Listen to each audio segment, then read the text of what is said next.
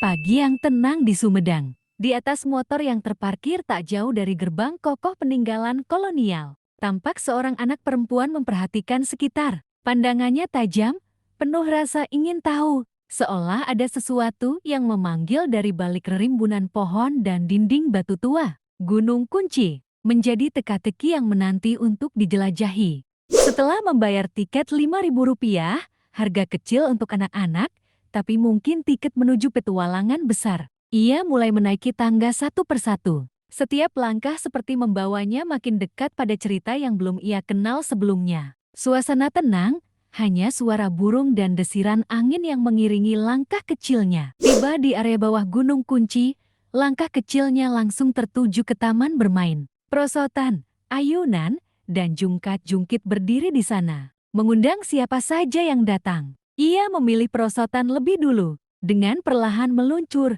ia bermain asyik walau sendiri. Ia kemudian beralih ke ayunan, duduk dengan ringan, lalu mulai mengayun pelan. Senyum kecil muncul di wajahnya, merasa asyik sendiri di antara riang suasana pagi. Tapi matanya tak diam, melirik ke kanan, ke kiri mencari teman untuk berbagi ceria.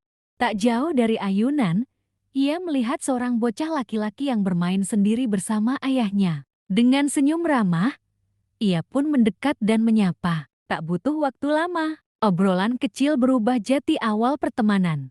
Lihat, sekarang mereka sudah duduk berhadapan di atas jungkat-jungkit. Gerakan naik turun perlahan membuat mereka saling pandang, tertawa, tersenyum, dan mulai terbuka. Anak perempuan itu terlihat lebih ceria dari sebelumnya, sedangkan bocah laki-laki yang tadi pendiam, kini ikut larut dalam keseruan. Jungkat-jungkit itu bukan sekadar permainan, tapi awal dari pertemanan yang tak terduga. Selesai bermain, anak perempuan itu pun menaiki tangga batu yang menanjak ke atas. Rasa ingin tahunya terpancing. Katanya, di atas sana ada gua peninggalan Belanda. Ia pun terus menaiki tangga, perlahan tapi penuh semangat, menuju misteri yang menunggu di balik rimbunnya pepohonan. Akhirnya, ia tiba di depan gua tua peninggalan Belanda. Bau amis menusuk hidungnya, membuat ia spontan menutup hidung. Perlahan ia mendekat, tapi langkahnya ragu. Gua itu gelap dan sunyi, membuatnya berdiri diam, antara penasaran dan takut. Setelah berpikir sejenak, ia memutuskan turun kembali, mengajak bocah laki-laki tadi yang masih bermain di bawah, agar tak sendiri menghadapi rasa penasaran itu. Ia melangkah melewati sebuah gazebo tua yang berdiri tenang di tepi jalur. Cahaya matahari menembus sela-sela daun pinus, menciptakan bayangan lembut di lantainya. Ia pun menuruni tangga dengan hati-hati. Jalan setapak di antara pepohonan mengiringinya turun kembali ke bawah. Di kejauhan, terlihat bocah laki-laki itu masih asyik bermain. Dengan langkah cepat dan senyum tipis, ia pun menghampirinya membawa ajakan untuk menjelajahi gua bersama. Ia terus berjalan, menuruni tangga yang dikelilingi pepohonan pinus yang menjulang. Di balik keindahan alamnya, Gunung Kunci menyimpan jejak sejarah. Dibangun oleh Belanda pada awal abad ke-20 sebagai bentang pertahanan. Kini, tempat itu menjadi ruang wisata sekaligus saksi bisu masa penjajahan, menyatu dengan alam yang tenang dan damai. Lihat, kini mereka sudah berjalan berdampingan, menyusuri jalan menuju mulut gua dari tembok yang tertata rapi. Di sisi kiri dan kanan, rumput hijau tumbuh di antara batu-batu taman yang tertata bersih. Langkah anak perempuan itu kini lebih mantap, rasa takut perlahan berubah jadi keberanian. Bocah laki-laki di sampingnya ikut melangkah dengan penuh penasaran. Semakin dekat ke mulut gua, udara terasa lebih dingin. Namun keduanya terus berjalan, menyambut petualangan kecil mereka yang belum tahu ujungnya. Namun, makin dekat ke mulut gua, langkah mereka mulai melambat. Udara yang dingin dan bayangan gelap dari dalam gua memunculkan kembali rasa ragu. Anak perempuan itu menatap ke dalam, diam sesaat, lalu mundur perlahan. Bocah laki-laki ikut terdiam. Tampak ragu juga. Akhirnya, mereka berhenti. Tak satu pun berani melangkah lebih jauh. Rasa penasaran masih ada, tapi kini rasa takut kembali menguasai.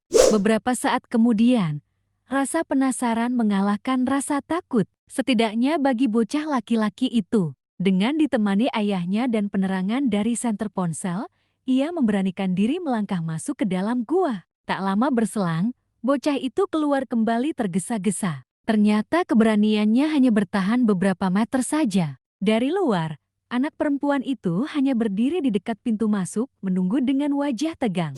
Tanpa banyak bicara, mereka pun sepakat meninggalkan gua itu. Langkah kaki mereka menjauh, perlahan, namun lega. Tak ada yang berhasil menaklukkan gelapnya lorong gua, tapi keberanian mereka sudah cukup jati cerita. Kini, mereka memilih menyusuri jalan lain menuju area benteng dan pepohonan pinus yang tampak lebih ramah. Mereka berjalan santai, meninggalkan gua dengan perasaan lega. Dari atas, hamparan kota Sumedang terlihat jelas. Atap-atap rumah, alun-alun, dan jalanan yang tampak kecil dari kejauhan. Angin sejuk menyapu wajah mereka, membawa aroma pinus dan ketenangan. Sejenak mereka berhenti, memandangi keindahan kota dari ketinggian.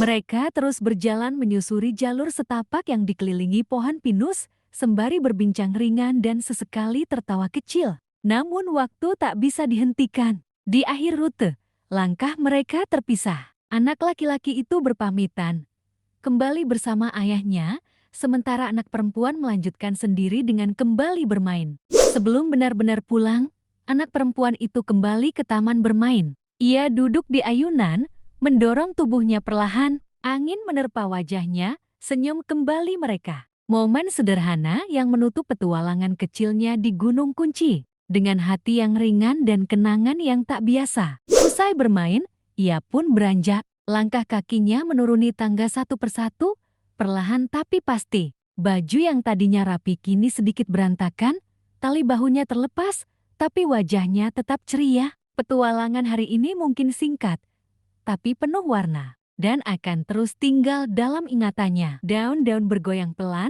menutup perjalanan hari ini dengan ketenangan.